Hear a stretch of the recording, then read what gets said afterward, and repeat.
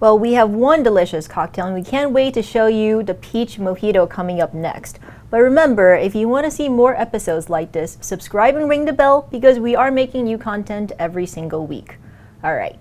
Now, Aaron, I love peaches. What do we have? We have a peach mojito. So I also love peaches. I also don't know anyone who doesn't like mojitos. So this is just a small twist on a traditional mojito. We add some fruit in. And then instead of using lime, we're actually going to use citrus aromatics that include wild orange and tangerine and lemon that really stand up in a different way to the peach flavor. Interesting. So this is just going to be some classic mojito technique, and then we're going to layer in aromatics to make it much more sophisticated. Okay, All right? great. So first, we have some really tasty light rum. And we're going to add not all of it at once. We're just going to add a tiny bit of it at the bottom. And then we are going to add our mint. Now, one of the things that I see often when people are making a mojito is over muddling of the mint. So you don't want to shred the mint. You just want to bruise it enough to release some of that mint flavor. And the reason we have a little bit of alcohol on the bottom there, that alcohol is really good at capturing that mint flavor so it doesn't escape. So we don't need to shred it. We just need to bruise it a little bit and release some of that natural mint flavor into the alcohol. And really, that should be enough. You can smell it from there? So then we're going to add the rest of our rum.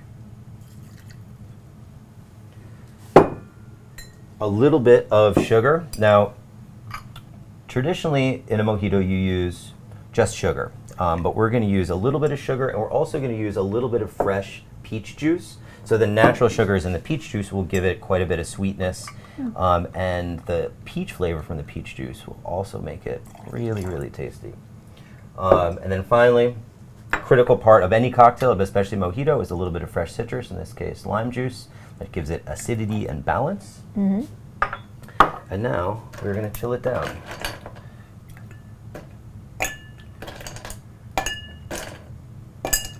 So another interesting take or twist that we're going to do on this mojito is usually you add soda water to the top of a mojito, but in this case we are going to carbonate the mojito itself. So a little bit of fresh spring water while we're chilling it down, and then tomato leaf elixir. Now you might not think tomatoes are the right ingredient here. They might not line up with peaches, but actually a lot of the natural aromatic constituents in tomatoes are the same ones that are in peaches, believe it or not. So by adding the tomato leaf elixir, you're actually enhancing the peach flavor and adding another interesting element to it as well. So you get more aromatic complexity and depth. I'm just going to give this a little mix.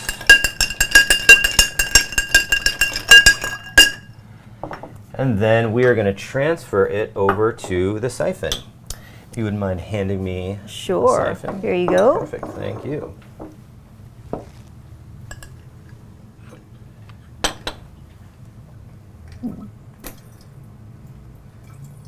One of the advantages to carbonating the cocktail versus adding soda water is that you have complete control over the ingredients and the amount of carbonation. Whereas if you want a really bubbly drink, and you add soda water, you're going to dilute the drink a lot. And this allows you to have really, really concentrated flavor and still get maximum carbonation. So you get really, really great texture without having to dilute the flavor at all. Interesting. And one thing you might have noticed is that Aaron is making all these cocktails without measuring. But obviously, if you want to do these recipes at home, you can check the links in the description below where every recipe that you see today, as well as all of our other recipes, will be available up on the blog. And so I charge it with one CO2 canister, and I'm just going to depress. Get rid of some of that excess carbon dioxide, and then we're going to charge it once more, and that will allow the cocktail to absorb as much carbonation as possible. Awesome. And you really want really light, effervescent, very bubbly.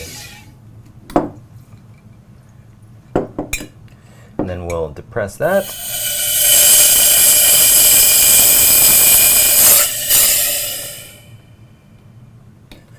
Great. We'll get some fresh ice in our cocktail glass.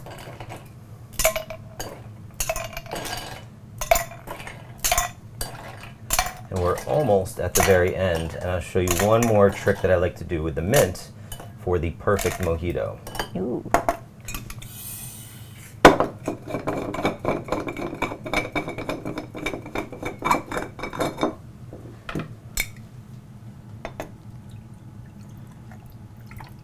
We just want to leave a little bit of space at the top of the glass. Always, I recommend a little bit of space, as much as an inch. And that's the headspace, and that's where a lot of the aroma collects, and that's why wine glasses are shaped the way they are, and that's why this glass it collects a lot of the aroma.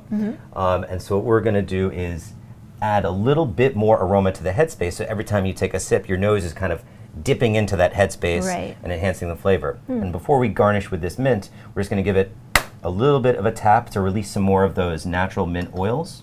Yeah, when you did that, suddenly now there's another rush of mint smell. Really minty. And then the final thing we're going to do is Citrus Harvest Aromatic. So instead of garnishing it with a lime, like a lot of traditional mojitos, this is a mix of citrus from all over the world, like wild orange and tangerine, Sicilian lemon. And it's going to go really, really nicely with the peach, and of course it's going to add that freshness and the brightness also. So, well, that looks delicious too. Ooh, that smells so citrusy. I love it. Citrus and mint and peach is a really, really nice combination. I know this is not the not summer anymore here, but it's. I feel like it's bringing me back to summer. This is kind of like any time of the year mojito. Oh, it's so good. All right, this one's my new favorite. Click on the card to see more recipes from this episode.